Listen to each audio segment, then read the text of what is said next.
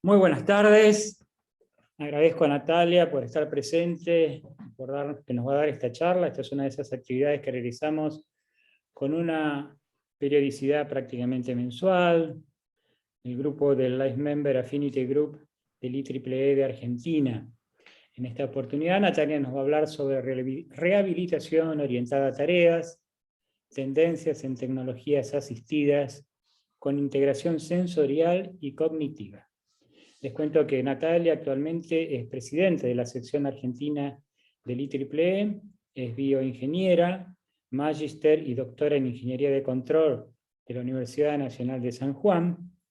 En 2003 ingresó al Departamento de Tecnología Médica, donde actualmente es profesora asociada e investigadora del CONICET. Su investigación se centra en registros electromiográficos y de microelectrodos, procesamiento de señales, dispositivos de asistencia y la aplicación de la robótica en la neurorehabilitación. Natalia, gracias nuevamente, todo tuyo. Bueno, muchas gracias. Como muy ambiciosos los títulos de la charla, pero quizás lo importante, por un lado, era explicarles un poquito de qué se trata. A veces uno escucha hablar de la neurorehabilitación, de las tecnologías de asistencia y bueno, tratar de encuadrarlo, sobre todo nosotros que pertenecemos a las ciencias duras y al área de la ingeniería, poderlo encuadrar en alguno de, digamos, en nuestros saberes, un poquito más para el lado de nuestros saberes. Bueno, desde ya muchísimas gracias por invitarme. Lo que les pido es que me interrumpan cuando voy muy rápido, cuando no se entiende o algo de eso.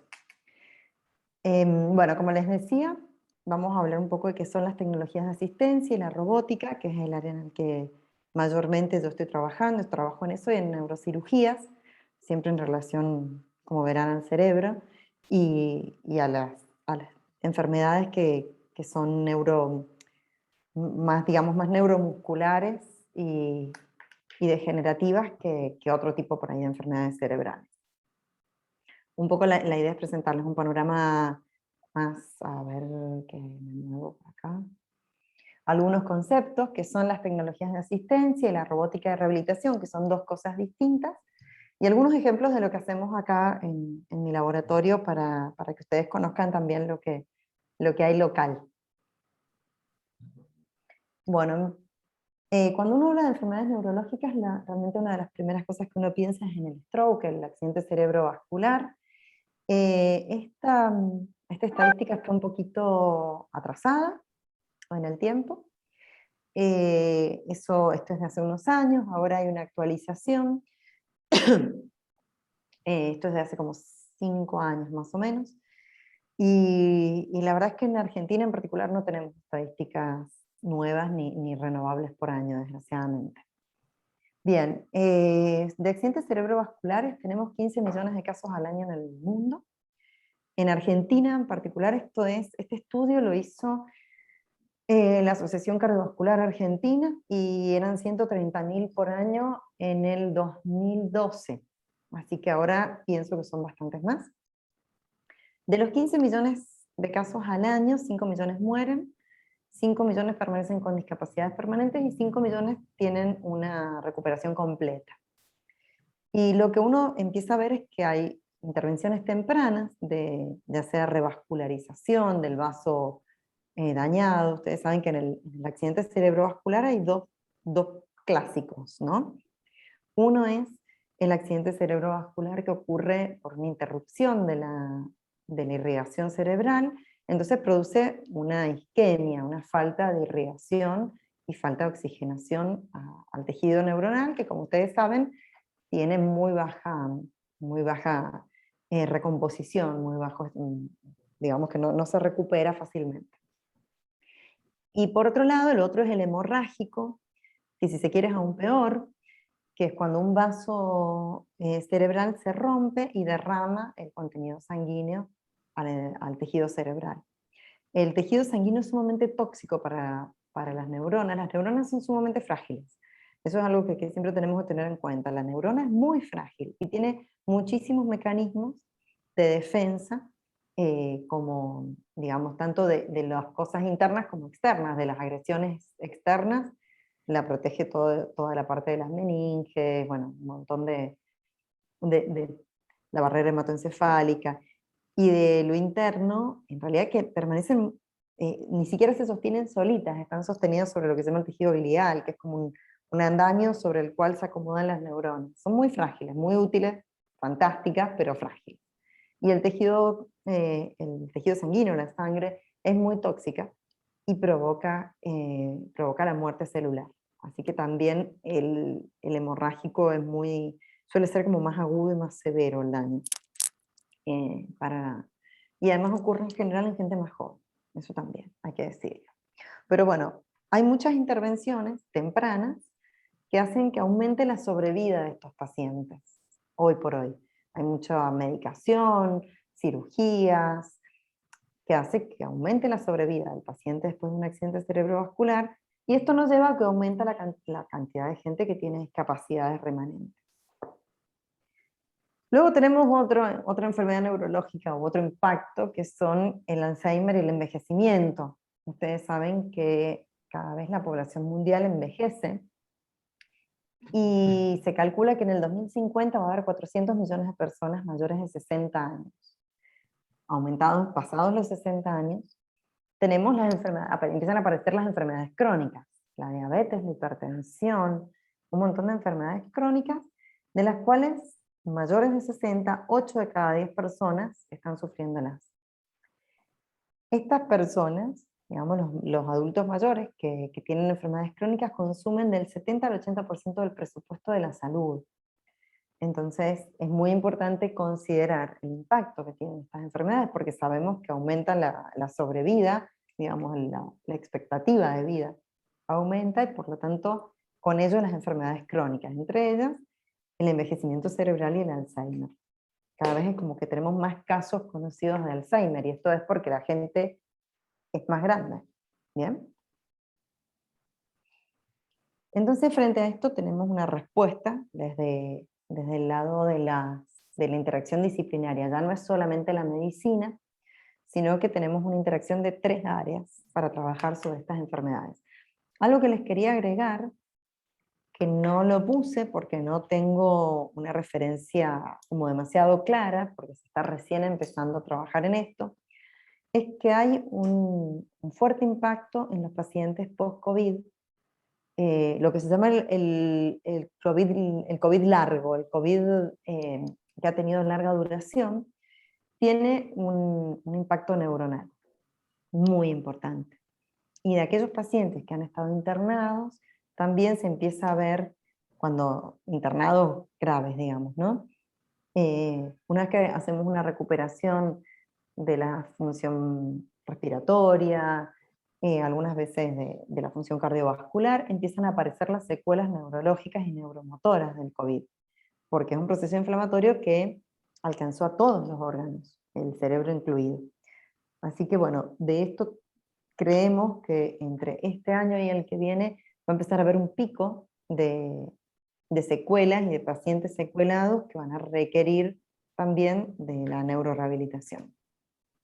Entonces, bueno, digamos, esto, como les decía, plantea una interacción en las disciplinas que ya no es solo la medicina, sino que se empiezan la medicina y las ciencias de la salud en general, como la kinesiología, la fisiatría, la psicología, sino que los ingenieros empezamos a tomar relevancia en esto en base a estas 3 áreas que por ahí las quería definir un poco. Por un lado, la neurociencia, siempre me gusta definirla, la neurociencia, porque vivimos en un mundo donde el prefijo neuro se le pone a casi todo para parecer interesante, ¿no? No sé si a ustedes les pasa, pero tenemos la neuro todo. Qué sé yo, a mí me causa mucha gracia cosas como la neuro, no sé, vamos un día a tener neuropeluquería, pero de todo le ponen el prefijo neuro para que parezca más la neurogimnasia, escuché el otro día, que era como hacer conscientes las tareas en la gimnasia, qué sé yo. Pero bueno, la neurociencia en sí es una ciencia multidisciplinaria que analiza el sistema nervioso y comprende las bases biológicas del comportamiento, y no solo el comportamiento cognitivo, sino el comportamiento motor también.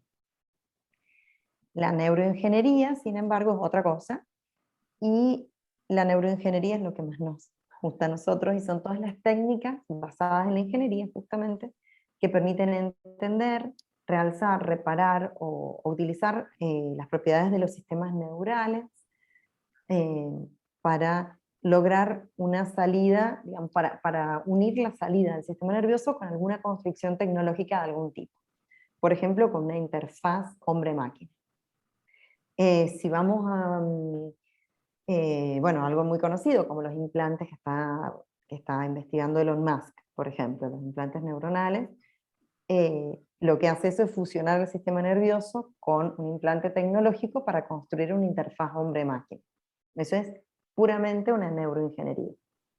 Y luego, como fruto de esto, está la neurorehabilitación, que es en lo que nosotros más trabajamos, que permite refuncionalizar áreas o funciones motoras o cognitivas que se han perdido por algún trastorno, ya sea por una enfermedad neuromotora, por un accidente, un accidente de tránsito, un traumatismo encefalocraneano, por el stroke o por cualquier patología, y usa el aporte de la bioingeniería para evaluar a la persona, para rehabilitarla, para darle tratamiento y también para darle algún tipo de asistencia o de comunicación e interacción con el medio y con su entorno, ¿no?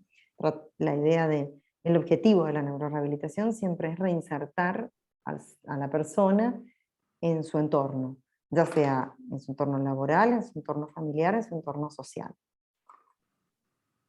Bueno, como les decía, entonces esto de la neurorehabilitación, que es en lo que más trabajamos y que es un poquito lo que vamos a conversar hoy, es un proceso, porque es dinámico. Su objetivo es conseguir una mejor calidad de vida y superar las barreras que encuentra una persona con secuelas. Y en esto, bueno, nos queda un trabajo enorme porque hay barreras propias del ser humano, hay barreras en la familia, hay barreras sociales, y hay barreras hasta arquitectónicas para las personas que han tenido un problema. O sea, no encontramos rampas en todas las esquinas, partamos de algo tan básico como eso, ¿no? No hay manera de caminar por una calle en Argentina si uno tiene un trastorno neuromotor, por ejemplo. Y el impacto de la neurorehabilitación, como les decía recién, es reintegrar al individuo en la sociedad, ya sea familiar, social o laboral también. ¿Qué es lo que tiene de distinta la neurorehabilitación a la rehabilitación convencional? Muchos de ustedes habrán ido a kinesiología por algún trastorno, qué sé yo, por codo de tenista, porque les dolía la rodilla, por un esguince, después de un trauma. Y la rehabilitación traumatológica suele ser bastante, primero aburrida, porque suele ser aburrida. No les estoy viendo las caras, pero se supone que sí, ¿no? Que es aburrido. Y por otro lado, es como repetitiva, es siempre lo mismo, un ejercicio, uno va al kinesiólogo, le pone el equipo, le pone el magneto, va a hacer tareas repetitivas, y se acaba. La neurorehabilitación, como implica una refuncionalización del cerebro, tiene que ser mucho más integral. Entonces tiene que enfocar la parte motora, la parte cognitiva, lo clínico, porque bueno, no me sirve hacer la rehabilitación a un paciente que está teniendo hipertensión, que está malnutrido, que tiene problemas, qué sé yo, que tiene diabetes y no la tiene tratada, no sirve. Hay un enfoque clínico de base. Comunicacional y social, son muchísimos aspectos, y por eso siempre tiene que ser integral, y uno procura que esto se inserte en un equipo multidisciplinario. Transdisciplinario, mejor que interdisciplinario, porque todas las áreas tienen que interrelacionar entre ellas, si no, no hay rehabilitación posible. No me sirve que la psicóloga trabaje fuertemente en lo cognitivo y que el kinesiólogo no trabaje, o que el médico clínico no lo esté medicando correctamente. Entonces eso es muy importante. Y además, lo que nosotros procuramos acá por lo menos, es insertar a la familia en el proceso, porque además el paciente viene, a lo mejor recibe todo este enfoque y probablemente le sirva y esté bien, en el ámbito, digamos, en el ámbito de su centro de rehabilitación, y vuelve a su casa, y a veces se lo sobreatiende. Es algo que se da mucho con la gente grande. Se lo sobreatienden. Entonces están todo el tiempo atrás del abuelito, ¿no? Y no lo dejan que haga el esfuerzo, que tenga la motivación. Y eso no sirve, hay que integrar a la familia en el proceso. Bien, bueno. En la enfermedad, rápidamente, en la enfermedad nosotros tenemos, eso se los quería poner porque en la enfermedad uno puede tener afectada la estructura o la fisiología del sistema neuronal. Y esto hace que uno pierda habilidades y por lo tanto pierda independencia.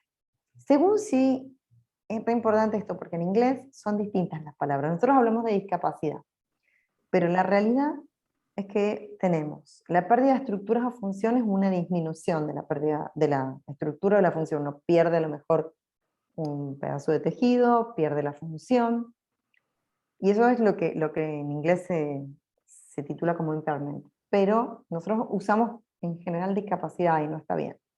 Esto es una pérdida de estructura. Después, cuando uno pierde habilidades, es una discapacidad, cuando hay una limitación. Cuando uno pierde absolutamente la independencia, ahí es una imposibilidad. Sí, sería el incapacitado en ese caso. Bueno, como les decía, en la neurorehabilitación, nosotros lo primero que tenemos que hacer, y que son como las 3 áreas en las que tratamos de trabajar desde la ingeniería, es evaluar el impacto de la enfermedad en la función, en la habilidad y en la independencia del individuo, estas tres escalas de discapacidad, digamos. Fijar metas realistas y relevantes, y restaurar la independencia del individuo, y es sumamente importante esto, ¿no? Lo de las metas realistas. Porque a veces uno dice, no, bueno, que el paciente vuelva, no se corre una maratón. No, no va a correr una maratón. Con que se pare y camine solo al baño, es lo que necesita y es lo que realmente es relevante para él, lo que a veces es relevante para uno como parte del equipo de rehabilitación, o lo que es relevante para el terapeuta no es relevante para el paciente. Y en esto los ingenieros somos los peores. En esto yo me hago cargo y siempre nos forzamos nosotros acá, cuando trabajamos con los pacientes, en hacerles una encuesta y una entrevista y en estarnos los ingenieros. Y preguntarles qué es lo que realmente quieren. Porque nosotros tendemos a diseñar cosas que para nosotros son sumamente útiles y al paciente no le importan. En definitiva, no le importan para nada. Y para nosotros eran como el sumum, porque usábamos el sensor no sé qué, porque usábamos determinada tecnología. El paciente en realidad quiere ir solo al baño, quiere comer solo, quiere cosas mucho más simples. Y bueno, nosotros nos tenemos que ubicar en esas metas. Y lo tercero es abordar las barreras que tenga esta persona en su discapacidad. Para esto nosotros nos basamos en la neuroplasticidad, que también es un vocablo que por ahí ustedes han escuchado mucho, cuando dice, bueno, la plasticidad neuronal. ¿Qué significa esto? Que el sistema nervioso central es capaz de reorganizarse y regenerarse y formar nuevas conexiones. Ya sea, no va a recuperarse en general, ahora se ve que hay un poquito de recuperación neuronal, pero no se van a generar neuronas nuevas. Lo que vamos a hacer es usar áreas que no teníamos ocupadas o que estaban subocupadas, las vamos a refuncionalizar para tareas que son relevantes para el individuo, justamente. Por ejemplo, si una persona no sé, tiene una lesión en el área motora de la mano y quiere usar la mano, ¿qué vamos a hacer? Vamos a reclutar otra área neuronal que reemplace al área motora de la mano, que ya estaba tipificada. ¿Bien? Nosotros formamos esas zonas cerebrales específicas durante la primera infancia. Por eso el bebé es tan torpe y empieza después a acomodar sus cosas, ¿no? Es maravilloso entender cómo la humanidad ha ido haciendo pequeñas como cambios o como inducciones para que el ser humano pueda formar su patrón motor y su representación motora. Por ejemplo, esto de que el bebé aplaude, ¿no? El tortitas con manteca que las hacen las abuelitas a los bebés, lo que hacen es encontrar que tienen 2 partes simétricas y que las pueden unir. cuando el bebé logra hacer eso, logra una representación simétrica de su cuerpo. Así es fantástico. Y fue una cosa totalmente empírica que ha hecho la humanidad durante miles de años, ¿no? Entonces, cuando uno tiene un daño en esos patrones ya adquiridos neuronales, lo que se hace es buscar un área que estaba subocupada o desocupada y tratar de reemplazar esa área. Esto permite, como dice ahí, compensar los daños y ajustar la función neuronal a algo que sea más conveniente y que le dé respuesta a la necesidad del individuo. Para esto, ¿qué tengo que hacer? Crear la necesidad y fomentar ese reclutamiento neuronal. Bien, ¿y eso cómo lo hacemos? Con estas pautas que son aplicar repetidamente estímulos, por eso la rehabilitación siempre es repetitiva, porque es una y otra vez. Yo uso una expresión muy poco científica. Uy.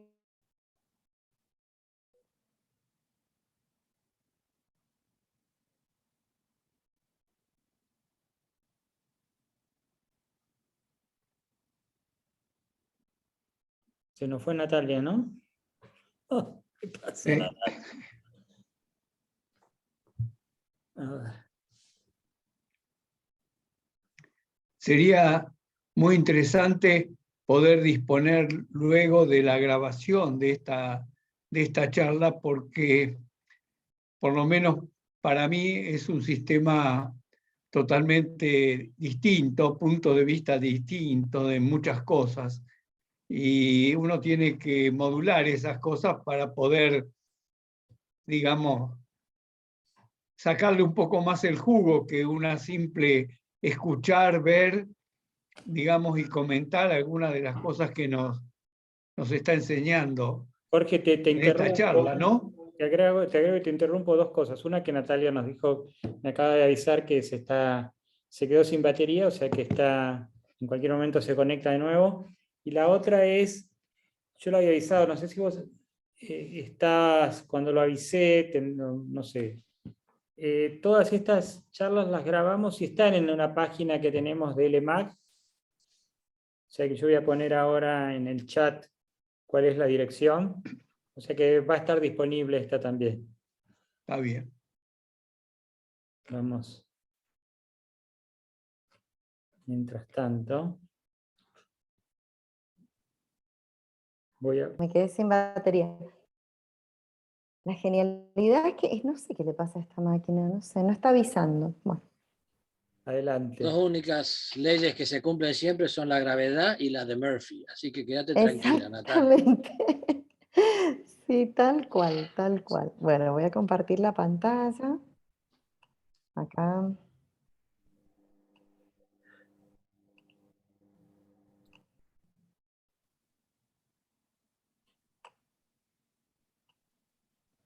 Ahí está. Bien. ¿Ahí se ve bien? Sí. Bueno, como les decía, entonces, en el caso de la neurorehabilitación, uno tiene que aplicar repetidamente los estímulos, ya sea motores como sensoriales. Hoy por hoy se ha revalorizado el input sensitivo, cosa que antes no, era solamente como la tarea boba, digo yo, ¿no? Una repetición totalmente desvinculada de la entrada sensitiva. ¿Qué quiere decir sensitiva? La entrada áptica, el tacto, de sentir la fuerza en contra, por ejemplo, ¿no? Porque todo eso hace a la compensación de la función no solo motora, sino lo que llamamos el área sensorimotora, ¿no? Hay como, imagínense como que en el cerebro hay tres áreas contiguas, para cada cosa, para cada movimiento, para cada representación de un patrón neurológico, hay tres áreas. La premotora, que planifica la tarea, la motora, que ejecuta propiamente la tarea propiamente dicha, y la sensitiva, que hace la realimentación. Si yo no tengo esa realimentación, y es como mucho más difícil la rehabilitación completa. Bueno, y todo lo que son los receptores de tacto y los receptores internos musculares potencian muchísimo la rehabilitación. La participación activa del paciente, esto de que, como un poquito lo que decía el título, ¿no? Orientarlo a la tarea, que la persona sea consciente de que este gesto es para alcanzar un vaso, que no es un gesto vacío, sino que está lleno de contenido. Y ese contenido cognitivo es el que va a hacer que se rehabilite mejor. Bueno, hay muchísimos abordajes, pero hay dos que están ahí marcaditos en rojo, donde entramos fuertemente los ingenieros con alguna tecnología. El entrenamiento con asistencia robótica y tecnológica y el factor motivacional, que por ejemplo nosotros acá lo hacemos con realidad virtual, el factor de motivación, porque la persona tiene que motivarse para esto, tiene que inspirarse y que estar atento a su rehabilitación, tiene que tener ganas. Es como que bueno, eso suma muchísimo al proceso en general. Bueno, otra palabra que van a escuchar mucho, que Jorge las va a escuchar un montón, es la neuromodulación. La neuromodulación es la alteración de la actividad nerviosa a través de algún estímulo, ¿no? Este estímulo puede ser químico, puede ser eléctrico, puede ser de diversas maneras, que va a sitios específicos. Hay técnicas invasivas y no invasivas, esa es la definición. Pero lo importante es que nosotros sepamos que cuando nosotros intervenimos en el sistema neuronal y le damos un input, ya sea químico a través de un fármaco, eléctrico a través de, por ejemplo, estimulación magnética transcraneal, o, o, o inmersivo, como es una realidad virtual con áptica incluida, estamos haciendo neuromodulación. Y eso, ¿por qué modulación? Porque es como si moduláramos a la respuesta de las neuronas, a la respuesta eléctrica de las neuronas, están moduladas por esta actividad externa. Es como una frecuencia modulada, ¿sí? O como una amplitud modulada. Por eso se usa la palabra modulación. En ese contexto hay muchísimo hecho y hay mucho nuevo y esto es muy poco serio lo que voy a decir, pero hay mucho verso también al respecto. O sea, aparece la neuromodulación por casi cualquier cosa, que no estaría bien, pero bueno, nosotros nos vamos a enfocar en la parte eléctrica o en el inmersivo, que es nuestra tarea. Los fármacos por ahora no. Por ahora. Sí, por ejemplo, una bomba de un fármaco, como una bomba de baclofeno, de apomorfina, que ahora están usándose mucho, sí son parte de la ingeniería. Bueno, ¿qué es lo que hacemos nosotros con la ingeniería de rehabilitación y con estas tecnologías? Tratar de fomentar las actividades en la vida diaria, darle independencia, borrar las movilidades, disminuir las barreras personales y públicas, aumentar la movilidad, trabajar sobre las disfunciones sensoriales y las cognitivas. Entonces uno se pregunta, y esto es muy importante, si puede una función que fue disminuida por algún motivo, ser aumentada, si existe forma de sustituirla.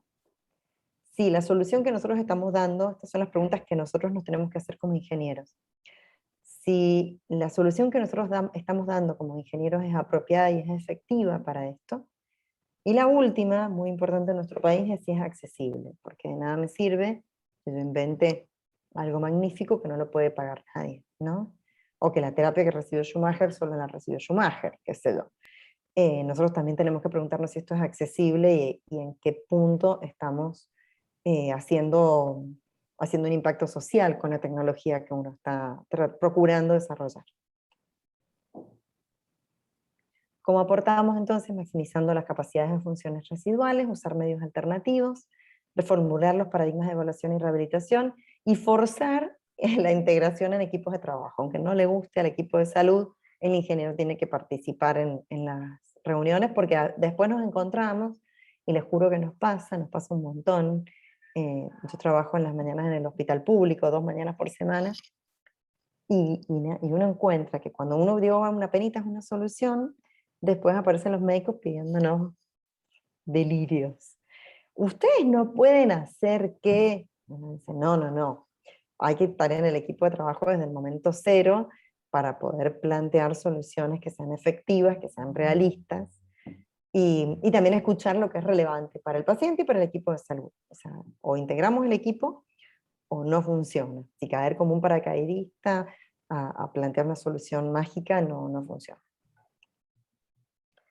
Bueno, este es nuestro laboratorio. En nuestro laboratorio, nuestros objetivos, esto es de nuestro laboratorio, lo hicimos en algún momento. Nos sentamos a pensar nuestros objetivos y nuestra misión. Y, y básicamente para nosotros lo que es importante es desarrollar ciencia que ayude a las personas con rehabilitación, a las personas en rehabilitación y personas con discapacidad, y desarrollar dispositivos tecnológicos que a nosotros nos encanta como ingenieros, por sumar tecnología, por sumar nuevas tecnologías a la rehabilitación, pero siempre que esto sea para mejorar la calidad de vida de una forma realista. Y entender con esto cómo son los fenómenos que subyacen a los fenómenos fisiológicos de una patología.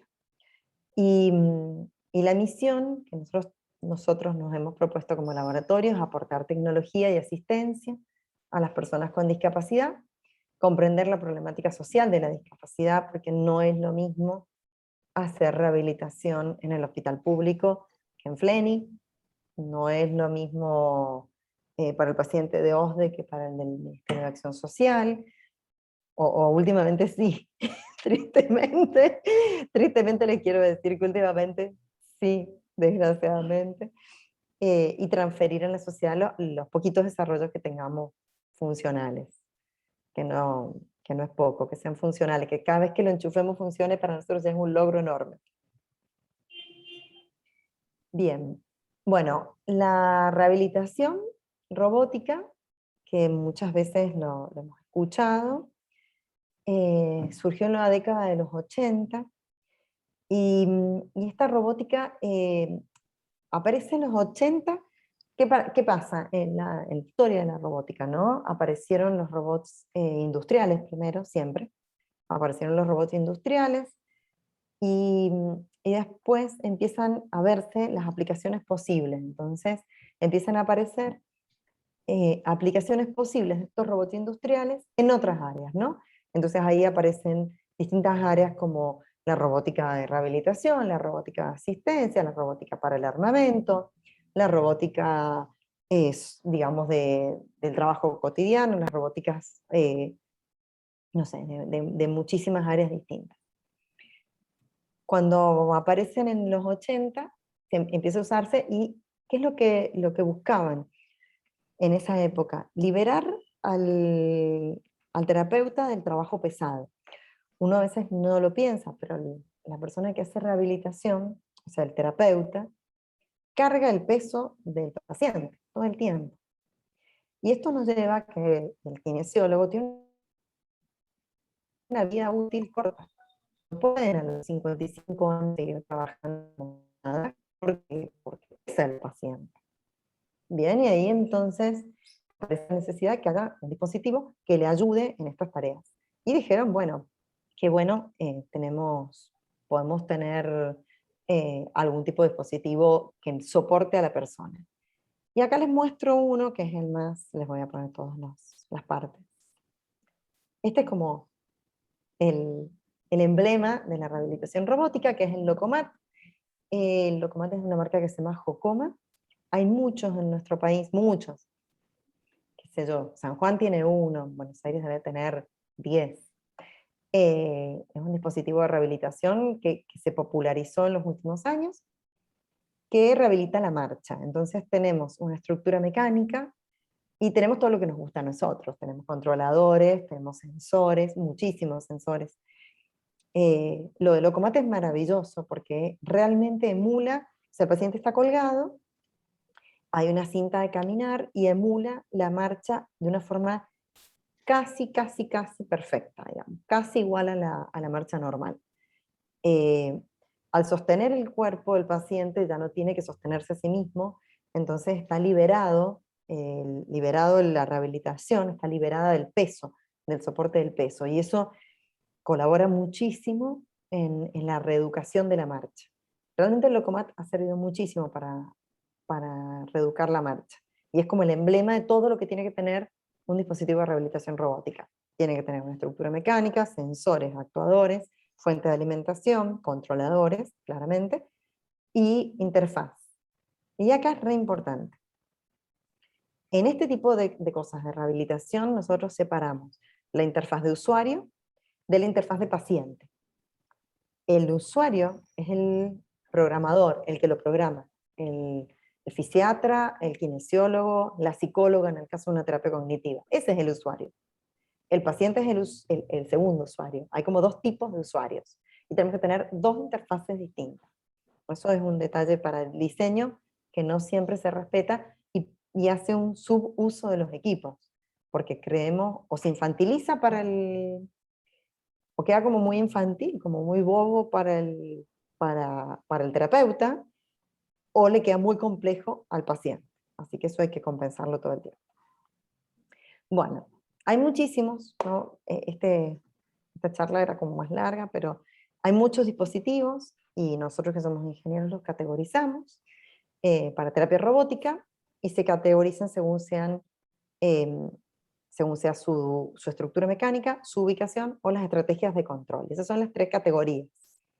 La estructura mecánica son exoesqueletos o basados en efector final. Por ejemplo, si yo tengo un dispositivo que me mueve el brazo, ¿no? Esto estaría basado en efector final. Ahora los vamos a ver en alguna fotito. Los exoesqueletos, como el Zoom, es lo que más nos gusta, porque emulan las articulaciones. Se pueden ubicar en miembro superior o miembro inferior, y las estrategias de control ahora las vemos. Como les decía, los exoesqueletos están unidos a los segmentos articulares, son sumamente desafiantes para su desarrollo, porque tienen que acoplarse al cuerpo humano y no forzarlo absolutamente nada. Tienen muchísimas consideraciones de seguridad, porque yo lo que no puedo hacer es forzar una articulación más allá de su límite, de manera que no le provoque una lesión al paciente. Yo lo venía a curar y de golpe le provoco una lesión. Y como les decía, los efectores finales son mucho más sencillos, si se quiere, para su desarrollo, para su control, pero bueno, son menos útiles. Bien, para poderlos trabajar pueden ser unilaterales, bilaterales, los clasificamos según la cantidad de grados de libertad. El más sencillo es el planar, como un robot escara, digamos, sería como la misma tecnología de un robot escara, con 2 grados de libertad, y si no tenemos uno de hombro en adelante, tienen 6 más 1 grado de libertad, porque tenemos 6 grados de libertad en la articulación, pero uno más porque estamos fijados a la espalda. Y luego tenemos según el miembro, ¿no? Según sea por codo, muñeca. Hay pocos dispositivos, yo trabajo mucho sobre el miembro superior, el miembro inferior no me gusta. No me gusta porque como soporta peso, los actores son muy caros y no los podemos desarrollar, así que bueno, lo dejamos bajo coma que desarrolle el Locomat y nosotros nos dedicamos al miembro superior. Y hacemos muñeca, codo, dedo, no hay demasiado que haga todo junto, porque pasaríamos un control acoplado. Bueno, para los miembros inferiores, como les decía, se basa todo en el entrenamiento de la bipedestación y la marcha. Es muy particular, porque cuando una persona tiene un accidente cerebrovascular, cuando llega, está hospitalizado, inmediatamente aparece el kinesiólogo y lo primero que hace es ponerlo de pie. El primer objetivo siempre en la rehabilitación es que se ponga de pie. Y uno dice, bueno, ¿y el miembro superior? ¿Por qué descuidan los brazos? Y una vez uno me dio un kinesiólogo, me abrió los ojos y me dijo, no, me dice, ingeniera, lo primero, lo más importante para el paciente es caminar solo al baño, que no es menor, que poder ir al baño es un acto de independencia del ser humano y de recuperación de la dignidad, digamos, de alguna forma. Y lo otro me dijo, cuando el paciente se pone de pie, mira los ojos de igual a igual. Si está en una silla de ruedas, si está acostado, siempre está en una posición de inferioridad. Entonces, por eso lo primero que trabajan es la bipedestación y la marcha. Así que bueno, me pareció sumamente criterioso, pero bueno, nosotros trabajamos más sobre el miembro superior, que ¿qué pasa? Es como lo olvidado. Se para el paciente, bueno, hace todo lo que tiene que hacer, y después dicen, uy, el miembro superior, y se rehabilita el miembro superior quizás 2, 3 semanas después de que ocurrió el accidente cerebrovascular, y ya estamos como un poquito tarde. Así que por ahí hay que trabajar el miembro superior igual. Bueno, las estrategias de control, que es lo que a nosotros nos gusta, son o mandatorias puras, donde el robot hace un movimiento y el paciente va atrás, digamos, del movimiento del robot. En este caso es como si tuviese una empuñadura y hace un movimiento planar como si fuese una escara. y entonces estos movimientos predefinidos los realiza el robot y no requiere ayuda del usuario. La segunda, esa sería como etapa inicial. Después tenemos una etapa siguiente, donde hay un control cooperativo, el paciente hace movimientos guiados, y hay un apoyo el paciente inicia el movimiento, y el robot lo ayuda, lo coadyuva, ¿no? Entonces completa la tarea el robot. Si no la pudo completar la persona, la completa la tarea el robot. Y lo tercero es que el paciente trabaje en un espacio libre y haya una interacción con el robot en que el robot, por ejemplo, le coloque una impedancia al movimiento, le coloque una resistencia, o que vaya sensando las trayectorias y entonces podemos hacer una evaluación del movimiento del paciente. Bueno, hay muchas ventajas y desventajas de una y de la otra, de la convencional y la asistida por el robot, y siempre vamos a caer a que la mayor limitación es que es costoso, es sumamente costoso, consume mucho espacio y no es una prioridad de los sistemas de salud, claramente. ¿Cómo vinculamos nosotros la terapia robótica con estos principios que decíamos recién de la neuroplasticidad y la neuroingeniería? En las repeticiones, se hacen más repeticiones, se administran mejor, se aumenta el tiempo de práctica. Es como si tomáramos un remedio y pudiéramos aumentar la dosis. Es lo mismo. Se encuentran niveles de dificultad óptima, no hay ni sobreayuda del terapeuta, ni subayuda. Se encuentra un nivel óptimo que es según cada paciente y que se va, como tenemos sensores, se va realimentando dinámicamente. Se pueden segmentar distintas partes del cuerpo, aumenta la motivación y se integran con otros dispositivos o con otras formas de realimentación de lo que está pasando en el sistema neuronal. Por ejemplo, integramos movimientos repetitivos con un sistema de neurofeedback o de realimentación por realidad virtual, o nosotros hicimos en algún momento alguna integración áptica con estimulación eléctrica en la mano. Entonces se empiezan a integrar distintos sistemas subsistemas del sistema nervioso central, y esto hace una integración más compleja y más completa. Bueno, hay dispositivos, como les decía recién, cuando apareció la robótica dijimos, bueno, a la robótica le agreguemos la persona, un robot terapéutico con un actuador, y aparecía el dispositivo robótico. Y después están los no actuados, donde no hay motores, hay principios de la robótica de fondo, pero no hay motores. Son muy baratos. Les voy a mostrar, este es el único que realmente hoy por hoy tiene alcance terapéutico, donde la persona, lo que se hace básicamente es una compensación de gravedad. Básicamente es eso, ¿no? Hay sensores, hay interfaces, pero lo importante es que permite al usuario trabajar sin tener que luchar contra la gravedad. Y eso ayuda mucho en la rehabilitación. Este es uno de brazo y hay algunos interesantes de miembros inferiores. Ahí se ve uno donde lo que se hace es colgar a la persona de un arnés y permitirle la rehabilitación de la marcha, digamos por guías en el techo, pero que le permite un movimiento más o menos libre. Hay incluso unos que son muy interesantes, que cuelga a la persona y hay como tensores, entonces se mueve y se lo orienta según la tensión de estas poleas con tensores de acero.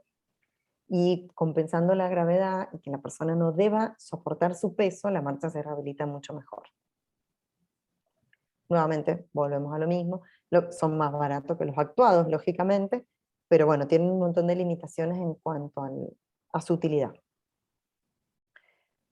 ¿Cuándo se acepta esto, que es importante? La aceptación y la utilidad de la tecnología de rehabilitación va a tener que ver con la utilidad que perciba el equipo de rehabilitación de esto. Es decir, yo, no sé, me contratan de una clínica y me dicen, vamos a comprar el mejor equipo de rehabilitación, o sea, el Locomat, y lo vamos a unir al Arneo, que es el de miembro superior, y al super entorno de realidad virtual. Bueno, si el equipo de rehabilitación no está convencido de que eso le va a cambiar y mejorar la rehabilitación de los pacientes, no hagan el gasto porque no va a servir. Tiene que primero convencerse el equipo de rehabilitación, fisioterapeuta, psicóloga, nutricionista, todo el mundo se tiene que convencer para que esto funcione, porque si no el paciente percibe que lo están, no sé, que está perdiendo el tiempo en esa rehabilitación. Y sobre todo que debe ser fácil de usar, tiene que haber la intención de usarlo y se tiene que integrar a la terapia que ya existía. ¿Bien? Y hay que considerar que esto tiene que ser parte de un programa de bienestar social, porque hay una barrera en los países en desarrollo, obviamente, cuando falta algodón en los hospitales nadie va a comprar un equipo de millones. Eso está claro. Hay que dejar de pensar que la tecnología es un objeto de lujo, que eso es algo que nos cuesta un montón en Sudamérica en general, en absolutamente toda Sudamérica. De México para abajo parece como que es un objeto de lujo y ya sabemos que en el inconsciente colectivo un objeto de lujo es un objeto innecesario. Entonces no es una prioridad de los sistemas de salud. El reembolso de esto es muy importante, hay dos reembolsos. El reembolso del sistema de salud que decide invertir y que tampoco puede facturarle cientos de miles de pesos por sesión al paciente, porque no hay sistema de salud que lo soporte. O sea, raramente un paciente va a ir a pagar de su bolsillo esto, lo va a pagar su obra social, su prepaga o el sistema de salud público. Entonces, este es un tipo de reembolso que debería estar como más tipificado, ¿no? Ni siquiera está, en nuestro país, ni siquiera está perfectamente normado la tecnología de rehabilitación. Recién ahora se empieza un poco con la de la marcha, pero el uso de una tecnología de asistencia durante una hora no es algo que esté tipificado por las obras sociales. Y por otro lado, nosotros investigadores, para justificar que digamos, el uso, es decir, miren, es necesario porque si ustedes incorporan estos elementos, mejora la rehabilitación, mejora cómo, cuánto y cómo.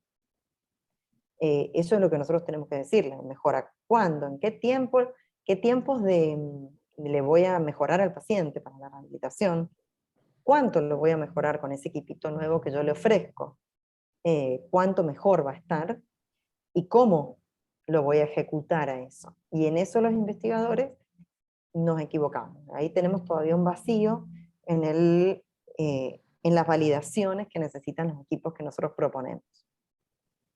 Y en la interfaz, por supuesto, en las interfaces de trabajo entre clínicos e ingenieros, ¿no? Y ahí está el pensar si tenemos los desafíos, si nosotros estamos dando respuesta a los desafíos que realmente tienen hoy los pacientes y el equipo de salud.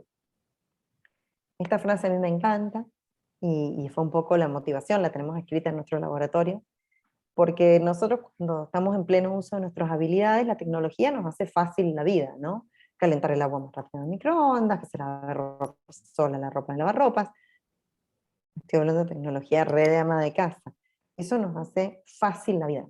Pero para la persona que tiene una discapacidad, la tecnología hace posible las cosas.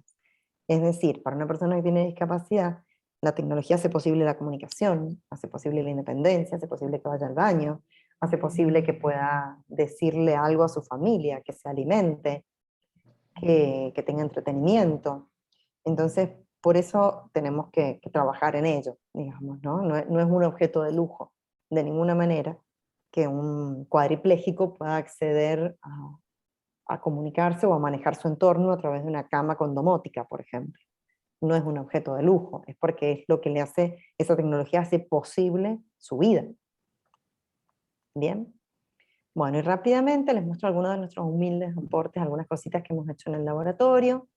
Este software que ya tiene validación clínica y está registrado y nos va bastante bien con este, es un software que usa el sensor Kinect, tiene varias etapas de procesamiento, y nosotros hacemos con esto un estudio de una evaluación cuantitativa y sistemática de la capacidad del ser humano de movimiento, ¿no? de todas sus articulaciones. Entonces podemos saber estrictamente cuánto se mueve cada articulación, a qué velocidad, cuál es la amplitud de movimiento, cómo se encadenan los movimientos de, por ejemplo, hombro, codo y muñeca para hacer un gesto como tomar un vaso. Y eso tiene un patrón de normalidad. Y en general, cuando la persona se rehabilita, con tal de que tome el vaso, lo dejamos que haga movimientos anormales. Entonces ustedes van a ver que alguien que se rehabilita empieza a compensar y toma el vaso así, por ejemplo, ¿no? Empiezan a compensar con otras partes del cuerpo y eso finalmente termina molestando. nosotros con esto lo que intentamos es poder dar una herramienta de cuantificación de decir, ojo, que no se están moviendo con el patrón que se tienen que mover y hay que reeducar ese movimiento. Es un objeto de, o sea, nuestro objetivo fue cuantificar el movimiento y el grado de evolución de la persona.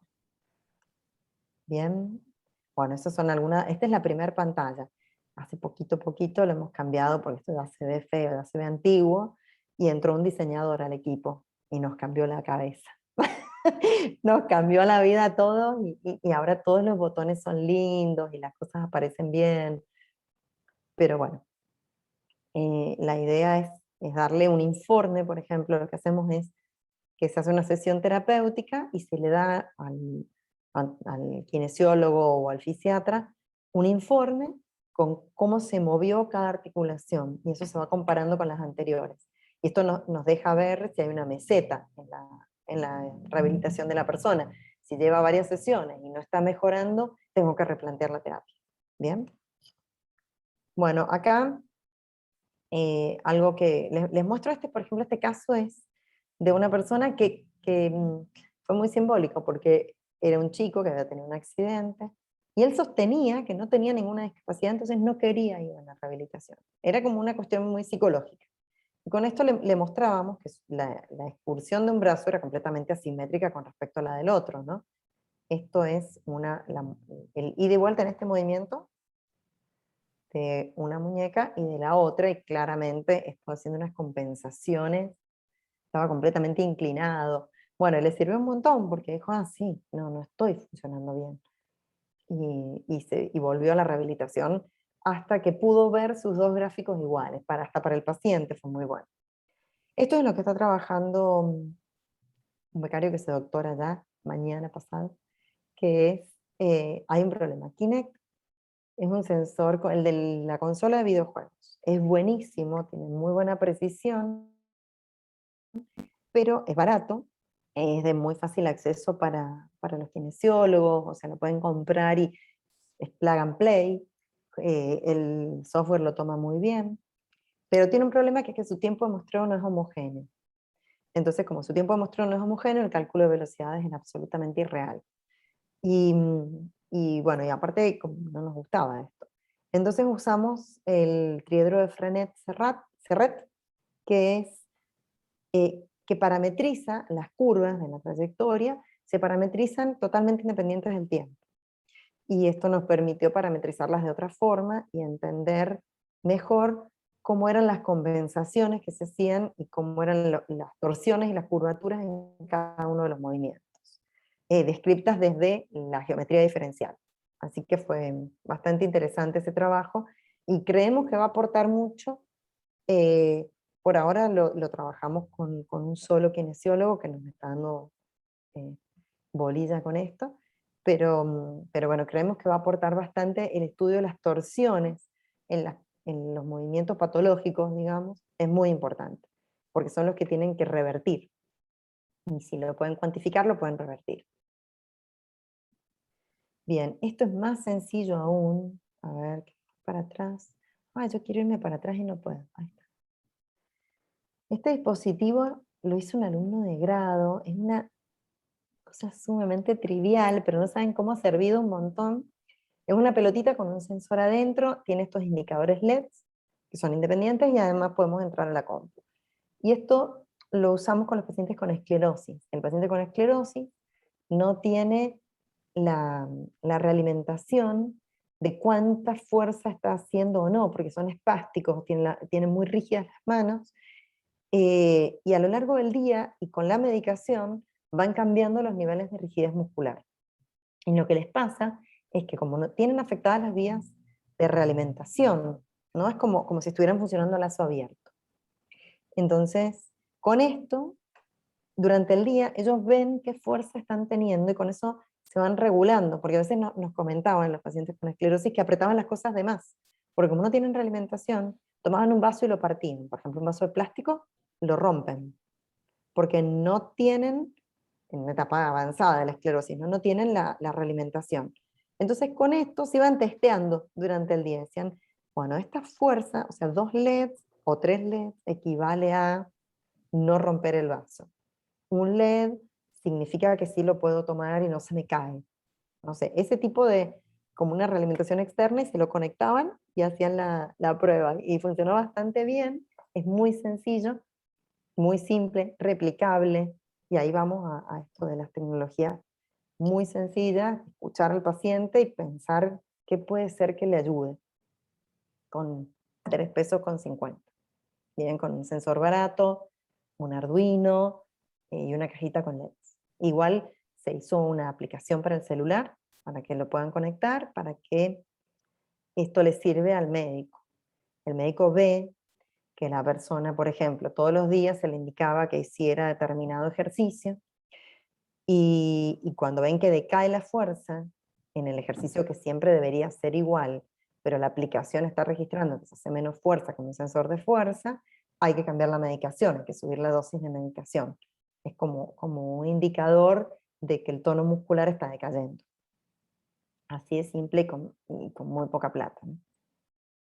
Bueno, esto es uno de los entornos de realidad virtual que usamos para entrenar la vestimenta, que la persona se vista y una y otra vez haga el ejercicio de tomar la ropa y colocársela en un entorno de realidad virtual. Digamos que bueno, se coloca un sensor y él se ve inmerso dentro del ambiente, y como ven ahí en la pantalla inferior, y puede realimentar el vestirse. Y se le indica cuál es el recorrido. Este es el recorrido que nosotros hacemos para colocar una manga, por ejemplo. Ven que es esa forma. Entonces tenían que primero hacerlo y recoger monedas de oro. Ese era el juego. Y después se llevaba eso a vestirse. Este es como la joya de la corona, que sigue dando vueltas, bueno, pero lo tenemos bajo patente, o sea, ahora lo hemos patentado, que es, por antiguo que parezca, la rehabilitación de la mano en el paciente con accidente cerebrovascular se hace con se hace con una caja que tiene un espejo. Entonces, se coloca la mano sana y se hacen movimientos. Y esto hace una ilusión óptica, ¿no? Y el cerebro recibe la información como si fuesen las dos manos. Entonces, digamos que se estimula el área sensorial y el área premotora de la mano contraria, de la mano lesionada, por estar viendo la mano sana sobre un espejo. Esto se usa desde los 60 y por arcaico que parezca, funciona. Y tenía buenos resultados. Entonces nosotros lo que hicimos fue agregarle un exoesqueleto a la mano parética, a la mano que no funciona, a la mano lesionada.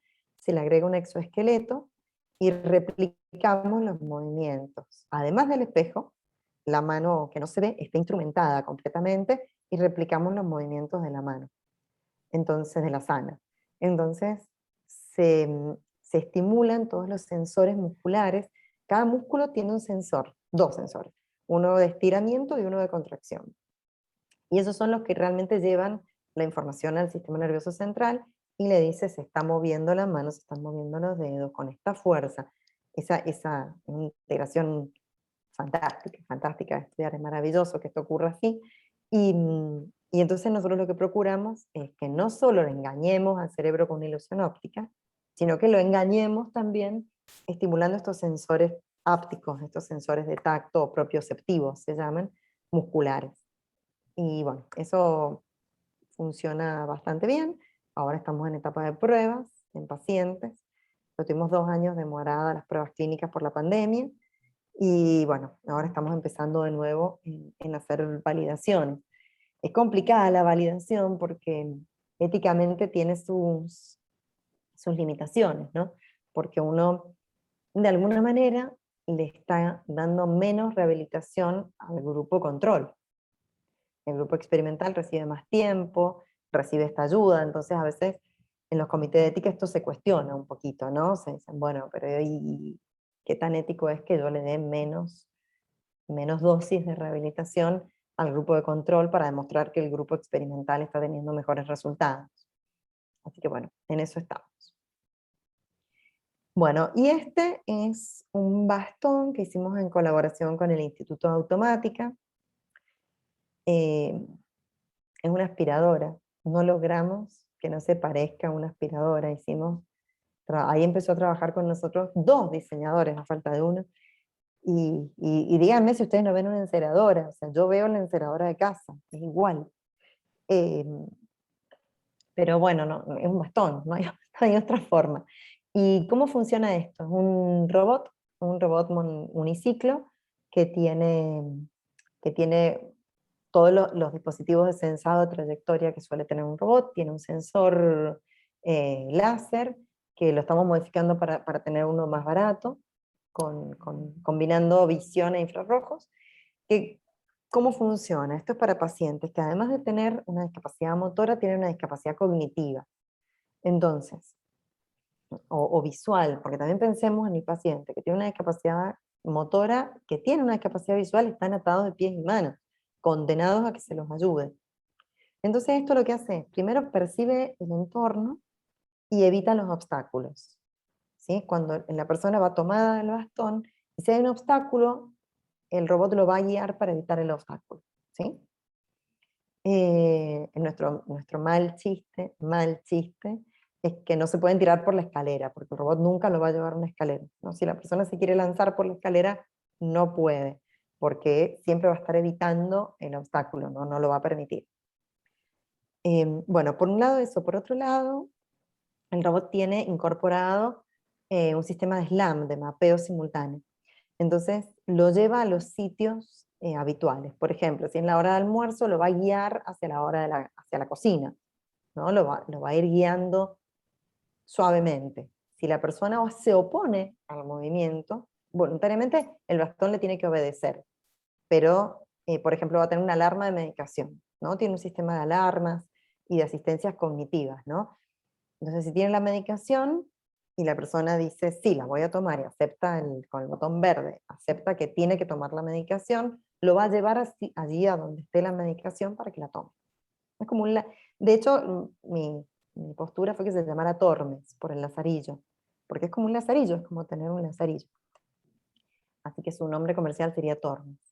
Pero tiene esto, ¿no? De la asistencia sensorial, y esto fue muy, muy bonito. A ver si está, no sé por qué no está, déjenme que lo busque, yo tenía el mapeo, no está. ¿Cómo hicimos evitar obstáculos? ¿Cómo se hace? No es idea mía, es de Ricardo Carelli, que es un genio del control, y él inventó una impedancia ficticia, ¿no? O sea, hizo como que el medio fuera viscoso. Y si hay un obstáculo, encuentra más impedancia, como si el medio fuese más viscoso, encuentra más fricción, se le carga fricción al motor, para que esto sea suave, y digamos que la evitación, la resistencia sea suave, permita que la persona con un movimiento voluntario más fuerte avance, pero que encuentre resistencia del medio, como una impedancia ficticia. Y si hay un obstáculo, no. La impedancia se pone interesante para que no se tope con un escalón o con el cordón de la vereda. Por ejemplo, buscaría la rampa. En robot, si uno lo deja solito, busca la rampa y sube por la rampa. Bien. Ahora estamos en una etapa muy, muy divertida para mí, que es las asistencias cognitivas. Entonces tiene un sistema muy interesante de reconocimiento facial, ¿no? Porque aparte teníamos esto de que, bueno, bárbaro, evitamos los obstáculos, pero con esto evitamos al ser humano. O sea, el robot interpretaba a una persona como obstáculo, entonces lo evitaba. Nos reíamos y decimos se vuelven antisociales, porque yo quiero ir a hablar con alguien y el robot me lo va a evitar, ¿no? Todo el tiempo me va a llevar fuera de donde hay gente, que es una suma de obstáculos. Así que bueno, ahora se incorporó el reconocimiento facial para que si hay seres humanos se pueda acercar, no los evite, porque si no nos volvemos nada, el discapacitado y antisocial en fin, muy feo. Bueno, esas son algunas de las cositas que hemos hecho, y algunas más que se están haciendo ahora este año, pero bueno, no quería ponerme intensa, así que eso. Yo ahora espero que tengan muchas preguntas.